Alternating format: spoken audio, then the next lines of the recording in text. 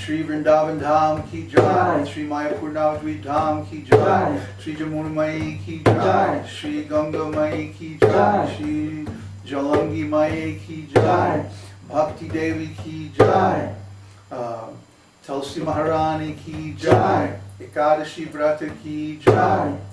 Go Premanandi! All glories to the assembled devotees. Hare Krishna. All glories to the assembled devotees. Hare Krishna. All glories to the assembled devotees. Hare Krishna. All glories to Shri Guru Shri Ranga. All glories to All glories to Shri Prabhupada. Hare Krishna. Namo Vishnu Padaya Vishnu Prasad Vishnu Namaste Swami. Stay Saraswati Devi Guru Charani Shri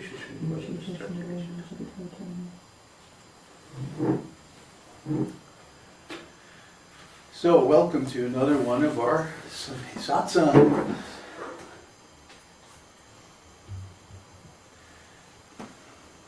And I hope everybody's in good spirits today. Yeah, we sure are. It's Ekadashi, and so we're fasting and all that. And I hope you are too.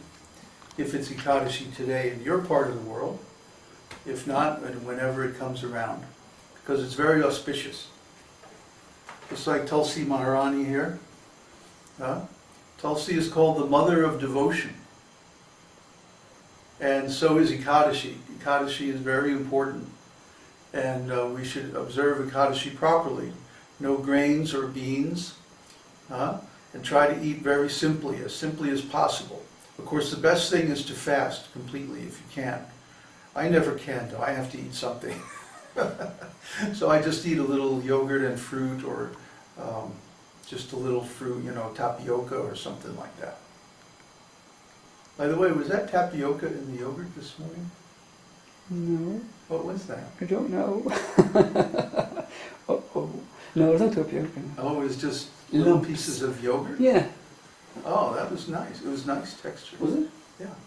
Cool. However you've been making the yogurt lately, it's I don't coming know. out really good. I don't know. We make our own yogurt because we get raw milk directly from the cows. And so every week when we go into town, we just get some starter yogurt, just some plain yogurt.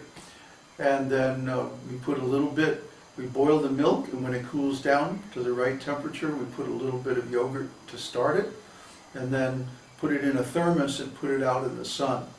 And it stays nice and warm all day long, and it makes yogurt.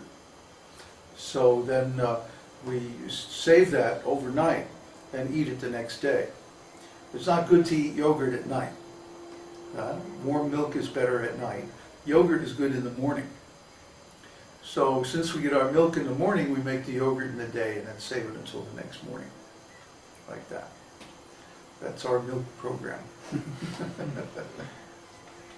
Oh, and then there's the cheese. We have the world's most delicious natural cheese.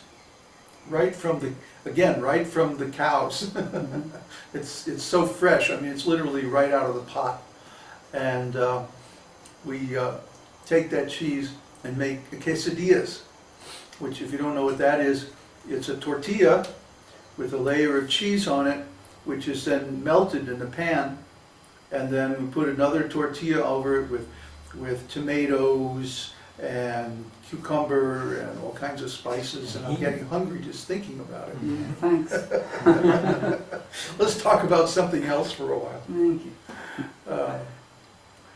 We've had some very interesting talks lately in the last few weeks, and especially even the last few days, based again on Vedānta-sūtra.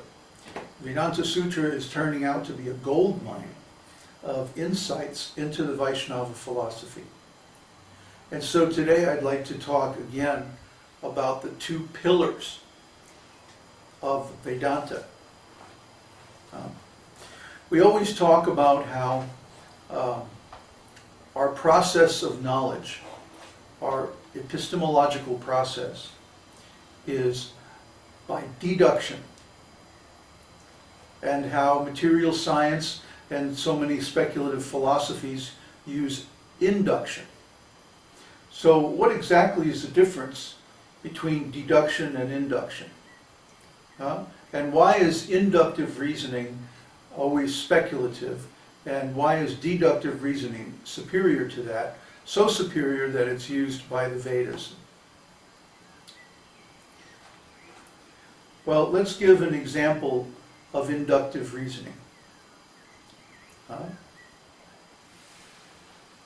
Florian? Well, okay, there's. Florian, you have to come over Oh, I here, have to come and over. then you have to speak into the microphone, where nobody's going to be able to hear you.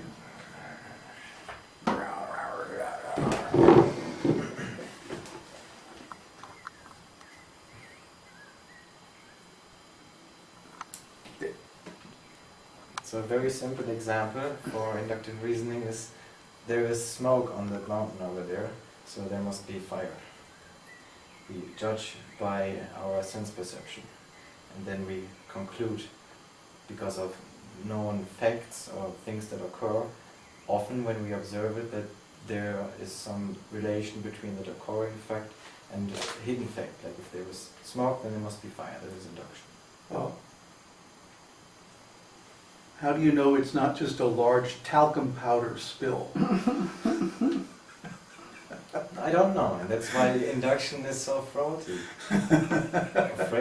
Fraud? Faulty. Faulty, okay. Yeah. Okay. That's the whole thing. Yeah. There are many, many causes that could possibly cause any effect that we see in the world. We say where there's smoke, there's fire.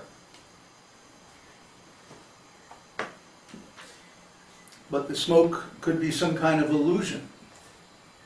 It could be a mirage. Sometimes in the desert, you look down the road and you see what looks like a big puddle of water, or even a lake crossing the road. But then when you get down there, there's no water at all. It's dry as a bone. And what's that? That's an optical illusion caused by refraction of very hot air hitting the cooler air.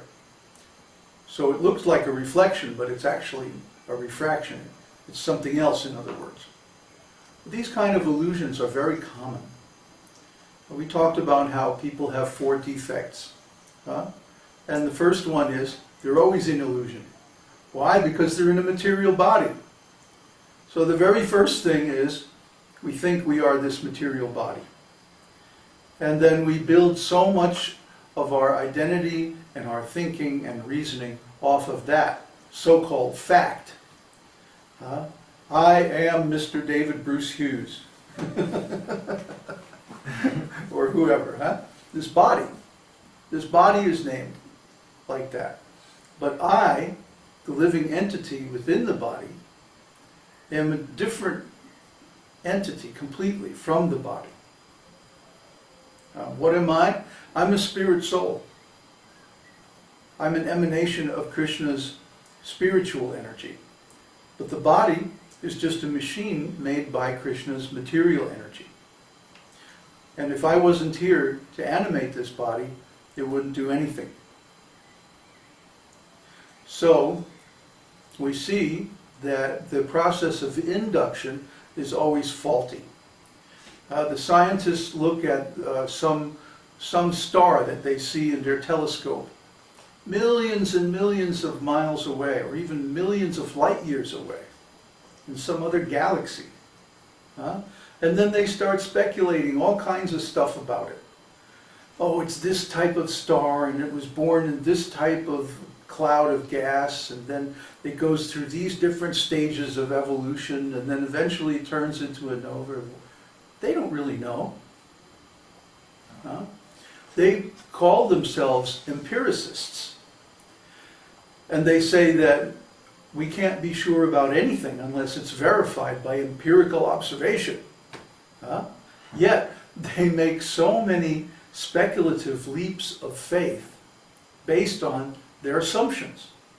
And we always find this with inductive logic, that there's some assumption involved which isn't necessarily true. Let's take that example of the smoke again. We see the smoke on a faraway place and we say, oh, well, there must be a fire up there.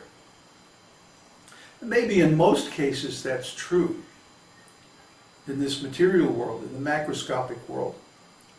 But as soon as we go away from that, either to the smaller world of chemicals and atoms and things like that, or to the larger world of the universe, or what to speak of the physical world, if we try to apply the same process in the spiritual realm, it always leads to false conclusions. For example, we say, well, we don't see God anywhere. Huh? Therefore, God must not be a person. Or God must be absent. You see? We come to wrong conclusions because we're using the assumptions that work in this ordinary physical world to try to